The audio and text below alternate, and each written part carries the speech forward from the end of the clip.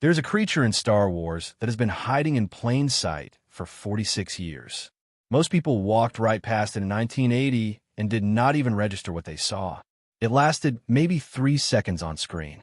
No name, no explanation, just a flash of something massive breaking the surface of a swamp, swallowing a little blue droid and spitting it back out. That was it. No spotlight, no lore dump, not even a Wikipedia page for another 2 decades. And then in 2026, that same species showed up in The Mandalorian and Grogu. And it did not just cameo. It became one of the most intense sequences in any Star Wars film since the Rancor Pit. It poisoned Din Djarin. It nearly killed him. And the way it ties back across 46 years of Star Wars storytelling is the kind of thing that makes you pause the movie and say, wait, I have seen this before. So today we're going all the way back. We're talking about the Dragonsnake, what it is, where it came from, every time it has appeared in Star Wars canon, and why its role in The Mandalorian and Grogu is honestly one of the most rewarding pieces of world building this franchise has done in years. That let's go back to The Empire Strikes Back. Luke Skywalker crashes his X-Wing into a swamp on Dagobah. R2-D2 rolls off the wing, lands in the water, and then something grabs him. Something big. It pulls the little droid under and then, a moment later, launches him back out onto the shore. If you were a kid watching that scene, it was terrifying for about 4 seconds and then completely forgotten because Yoda showed up and stole the entire movie. But that creature had a name. It was a Dragonsnake. Now here is the part that is genuinely interesting. The Dragonsnake on Dagobah did not get formally named in the original film. There was no caption. No one said the word. It was just this thing that lived in the swamp. The name came later, through expanded universe material and eventually Star Wars canonical reference books. And even beyond the name, the expanded canon went further.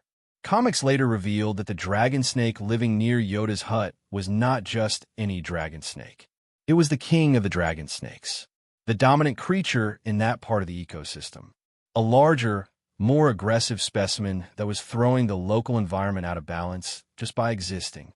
Yoda actually sent Luke to deal with it as part of his training. Not just fighting, but restoring balance, which is a very Yoda way to assign homework. So even in 1980, this creature had more depth than anyone realized. It was not set dressing. It was the apex predator of an entire ecosystem, and Yoda casually used it as a lesson plan. And here is one more layer that most people do not know about. A short comic called The Dragonsnake Saves R2, part of the anthology book From a Certain Point of View. The Empire Strikes Back retells that same scene from the Dragonsnake's perspective. In this version, the creature is sleeping when Luke's X-Wing crashes on top of it. It wakes up angry, sees R2 sinking in the water, and rather than eating the droid, it actually gently picks him up and deposits him back on shore. Then they wave at each other. R2 and the Dragonsnake. Waving. Is it canon? Kind of. It is a from a certain point of view story, which means it is an alternate reading of events.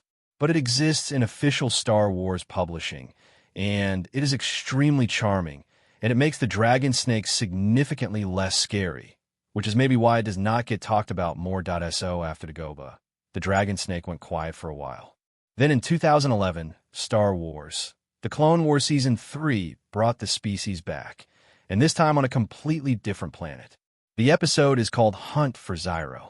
Jedi Masters Obi-Wan Kenobi and Quinlan Vos are tracking Zyro the Hutt, a crime lord who had conspired with the Separatists to kidnap Jabba's infant son. If the name Rada rings a bell, it should, because we will come back to that in a minute. Zyro flees to Nal Hutta, the homeworld of the Hutts. It is basically the Hutt version of a swamp planet. Murky water, dense vegetation, and apparently very large reptiles that want to eat Jedi. Because Obi-Wan ends up face to face with a Dragonsnake. This encounter was significant for one major reason.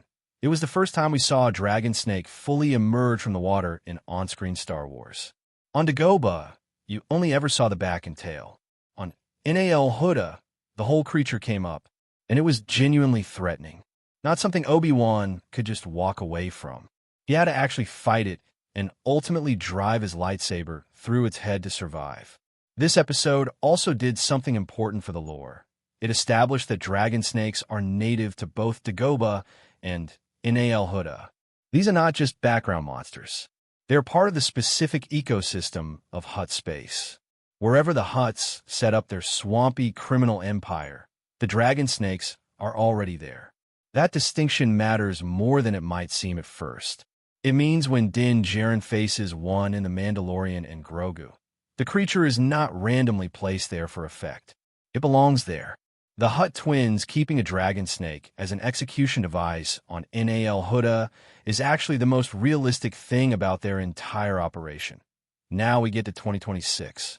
The Mandalorian and Grogu takes Din Djarin deep into the politics of the Hutt crime world.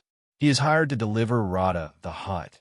Yes, Jabba's son from the Clone Wars, now fully grown and apparently having quite a life. But when Din refuses to complete the delivery, the Hutt twins decide that a fine is not sufficient punishment. They bring in bounty hunter Embo, who captures Din. And after removing his helmet, which is already a significant violation for a Mandalorian, the twins drop him into the water below. Not just any water, their private Dragonsnake pit. The creature they have kept there is a massive white serpent. It is visually different from the Dagobah Dragonsnake, which leaned more reptilian.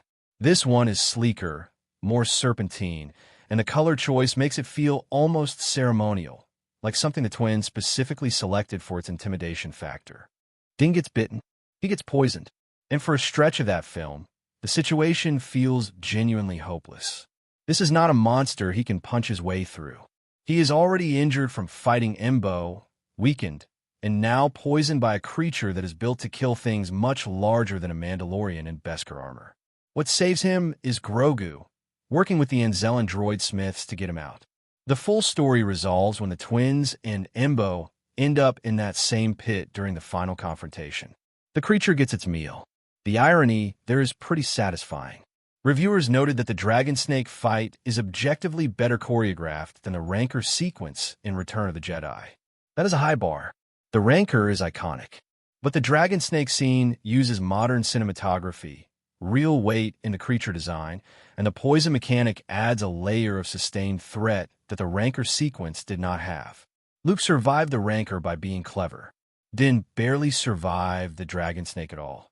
Here is the thing that I find genuinely fascinating about all of this. Look at the pattern. In the Clone Wars, Obi-Wan Kenobi is on Nal Hutta pursuing a member of Jabba the Hutt's extended family, specifically Zyro, who kidnapped Jabba's infant son Rada. Obi-Wan gets attacked by a Dragonsnake. In The Mandalorian and Grogu, Din Djarin is on Nal Hutta dealing with a different branch of Jabba's family, the twins, who are connected to Rada as a now-adult figure in the story.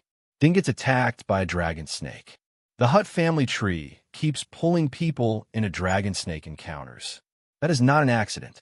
That is deliberate world-building threading two stories together across a span of nearly 30 real-world years and an in-universe gap of almost 3 decades.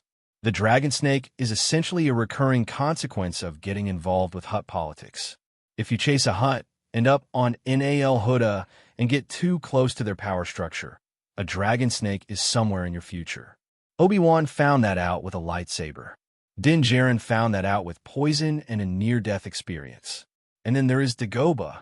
Yoda chose to hide on a planet that happened to be home to one of the most dangerous predators in the galaxy. Whether that was intentional or just a side effect of picking the most hostile, dark side-saturated world he could find, the king of the Dragonsnakes was already there. Luke had to deal with it, then had to deal with one 30 years later on a different planet entirely. The species follows the story. Star Wars does this kind of thing, and when it works, it really works. The difference between a good Easter egg and genuine world building is depth. An Easter egg is a reference that rewards you for spotting it. World building is when that same reference actually adds meaning to the story you are watching. The Dragonsnake in A Mandalorian and Grogu is the second thing. If you walked into that movie having never seen The Empire Strikes Back or The Clone Wars, the Dragonsnake is still a terrifying monster that creates real stakes and nearly ends the main character's story. It functions completely on its own terms. Nothing is lost. But if you know the history, if you have seen that 3-second moment on Dagobah, If you remember Obi-Wan driving a lightsaber into one on Nal Hutta, then the whole scene lands differently. You understand that this is not a random creature. You understand why the twins chose it. You understand that Nal Hutta and Dragonsnakes have always been connected, and that getting tangled up in Hutt business on that planet has always carried this specific risk.